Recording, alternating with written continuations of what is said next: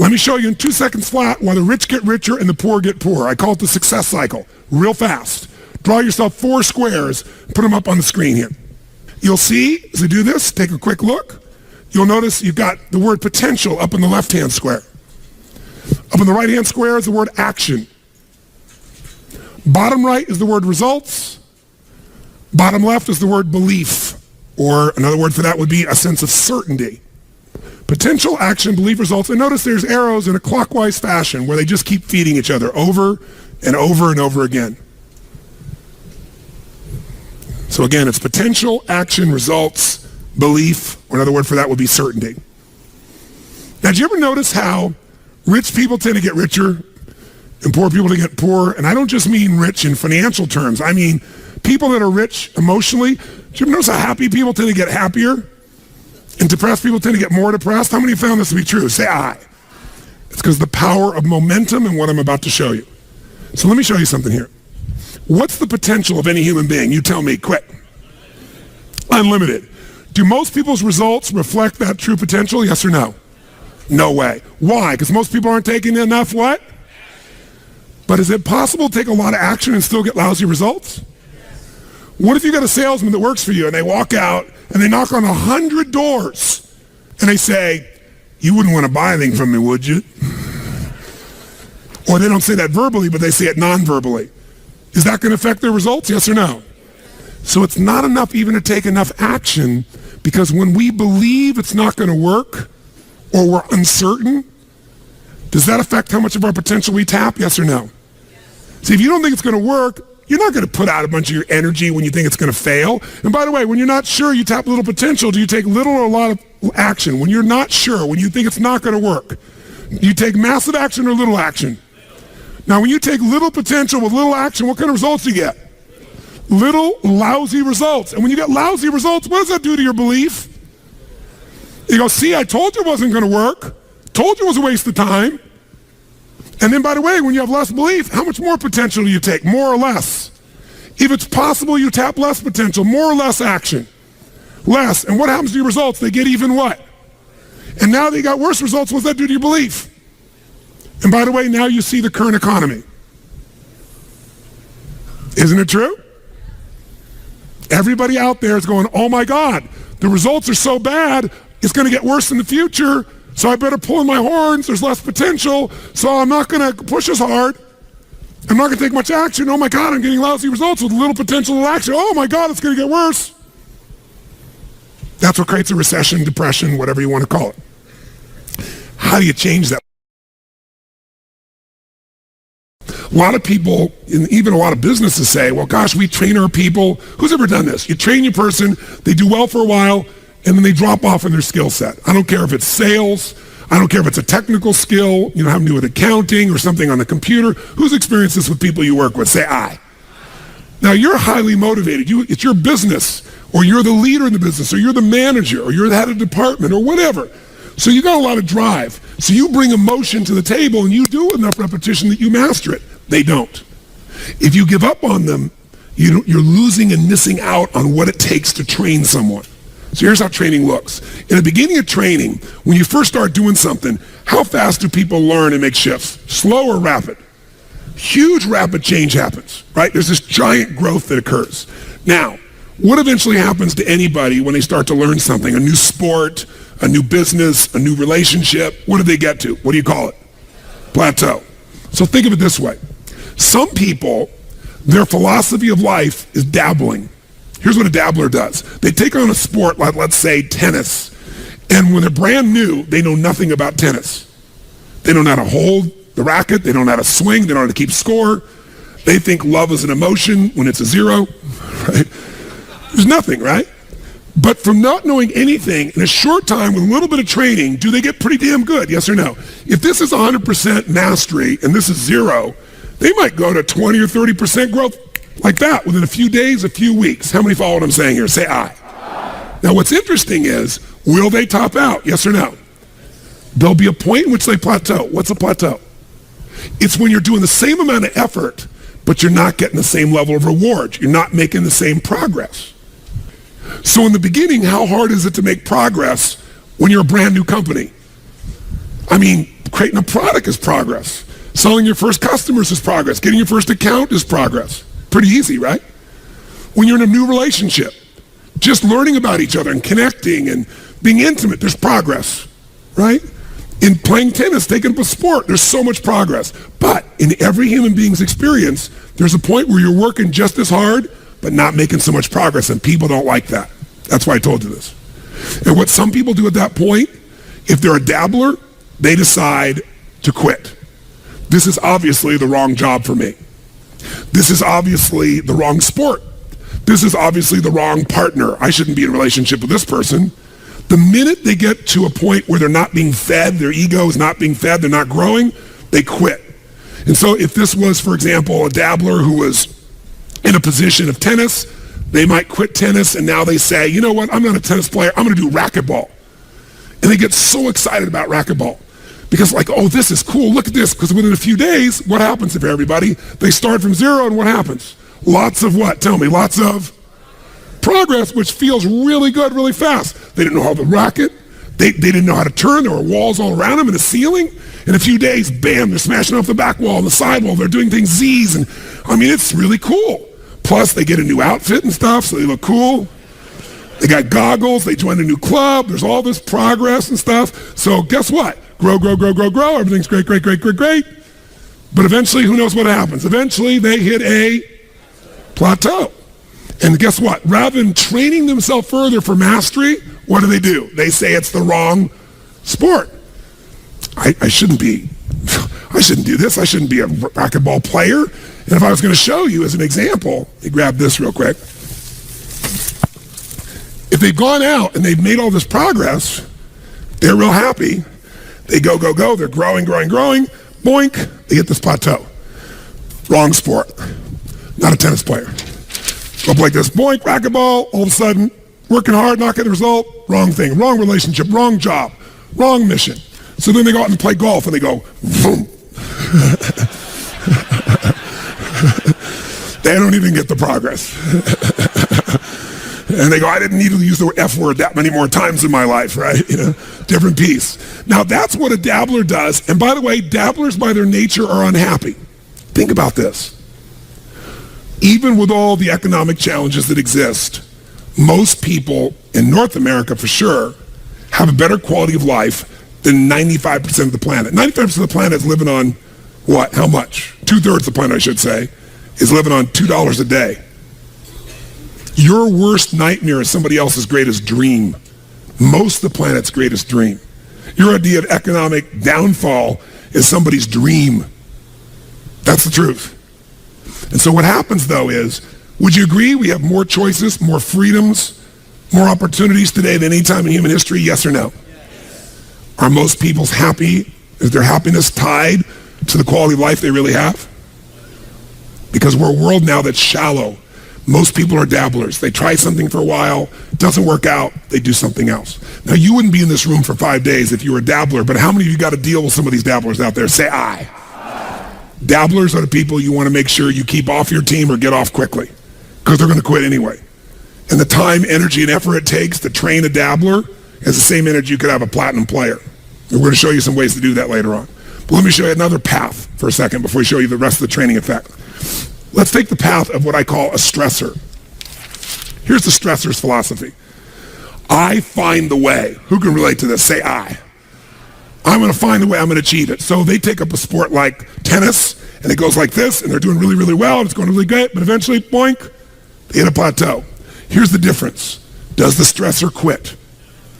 Ever quit? Yes or no? Absolutely not. What does the stressor do when it doesn't work out? What do? Do they settle for it? What if they actually get a little worse for a short time? What happens? They really get stressed when they go, screw this, I'm going to find a way, I'm going to break through, I'm going to learn a book, I'm going to find someone, I'm going to coach, I'm going to make this thing happen, I'm going to find a way, I'm going to find whatever it takes to make this thing happen. Poosh! And they break through, ladies and gentlemen. Come on, they break through, ladies and gentlemen.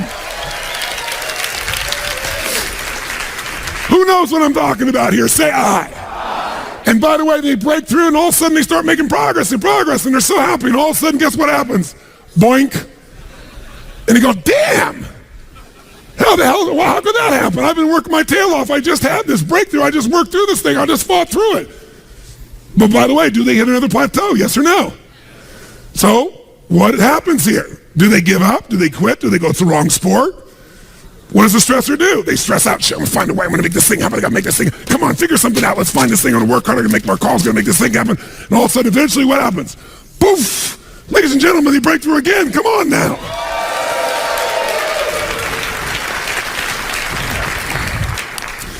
And by the way, they eventually get where they want to be.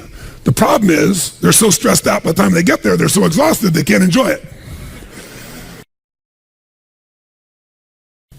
Every person in this room who described failure described it for the following reasons. And I gave all the reasons. Time, money, network we don't have, people we don't have, not the right management, not the right people, right? We don't have the resource. And they went through this whole thing. I said, what all these things, not of Supreme Court justices, what they all have in common is you're all saying we didn't have the resources to succeed. Money is a resource. Time is a resource. Technology is a resource. People is a resource. Experience is a resource. Supreme Court justices are so many resources, right? And they all agreed. I said, here's the only problem. I said, in my experience, and you correct me if you're wrong, and I want an honest answer. When we get out of ourselves and we look at human beings and their ability to succeed or fail, how many people you've ever met who did not have the resources and they beat somebody who had all the resources? I said, resources, when you look at the most powerful and effective people in history, were never the problem. They didn't have the resources, but they got them. How do people get resources when they don't have them? The answer is they're resourceful. The ultimate resource is resourcefulness. That's what makes someone successful. And here's what's great about resourcefulness. Who has it within them? Who? Who? Every human being, but the question is whether you access it or not. Now, strategic innovation is different than just constant, never-ending improvement. Constant, never-ending improvement is a very, very important principle. If you're not constantly improving, you're definitely going to be passed up by your competition. But if you're thinking about strategic innovation, what it really means to me is rewriting the rules for competition within an industry, within an area. When you change how people compete, when you change the rules, you take over that industry. You shift completely the game. So in my industry, the vast majority of people spoke and still do for 1 to 3 hours, which many of you yesterday wish I was one of those people. But that's usually it, because what it was is about inspiration, right? It's inspire people. And what happened for me is 90% of them are an hour or 90 minutes. And I was like, it's wonderful. That's a useful tool. But, inspiration is like motivation. Motivation's nice, and it's like a bath. It doesn't last, but you still take a bath every day. But my view was, how do I get people into immersion? How do I put people in an experience where their life really changes? And so I changed the game, and people never even considered saying, we're going to do 3 or 4 days and nights where you're going to go 50 hours. No one will sit there. They won't sit for a 3-hour movie that someone spent $200 million on. But I changed the game. I changed the rules, because once people got the result, even if in the beginning it was tough on them, by the end, the level of transformation was so huge, it changed the rules, it changed the game, it changed the size, it gave me a brand, it let me dominate an industry. Because when people walk up to me throughout my life, the number one phrase, you can see me anywhere in the world, dozen times a day, not in a seminar, just walking around, is, oh my God, Tony Robbins, you changed my life. It's like, I always say, you changed, but thanks for the credit, I'm glad I helped. But they'll say that like clockwork, every single time. That's different than I like your product. That's different than I enjoyed your seminar. You changed my life. That changes the rules for competition. That created a different way of competing. Now, I didn't do it to compete. I did it because my passion was, I love people, and I don't want them just to be inspired for the moment. I want to make sure they really have the tools, the skills, the ability, the shift that creates a lasting change in their life. And I wouldn't settle for anything less. So you don't have to do it to compete. You strategically innovate because you're obsessed with meeting the needs of your clients. Is it the single most important skill in life? We hate the word selling, so I'll give you a word that it really is, that doesn't have the negative connotation. It's the word that all leaders have. What would that word be? Influence. What changes companies is leaders. The only way to change a company is leadership. If I want to change a company that I own and I want to make a shift in that company, the number one thing I'm going to do is shifting leadership. That might be taking leaders to a different level. That might bring new leaders in. That might be new leaders of new voices with new perspectives, with new skill sets, new directions. But we need to take things to another level. Leaders solve problems and leaders maximize resources. If you're going to solve problems, you can't do it yourself or it would have already been solved. You have to get others to help you to do it. That requires influence. True? If you're going to get people to maximize resources, that requires influence. If you're going to get people to partner with you, provide you resources, capital, suppliers, anything, that requires influence. If you're going to have an impact on your kids or your community or the world, that requires influence. There is no more important skill of leadership than influence. And yet most of us think of it like selling, and as a result, we don't master influence. So I'm not here today to try and get you to become a master of influence in 45 minutes or so. Am I chatting with you here because we have so many of the speakers. This is the area of life I am most focused on.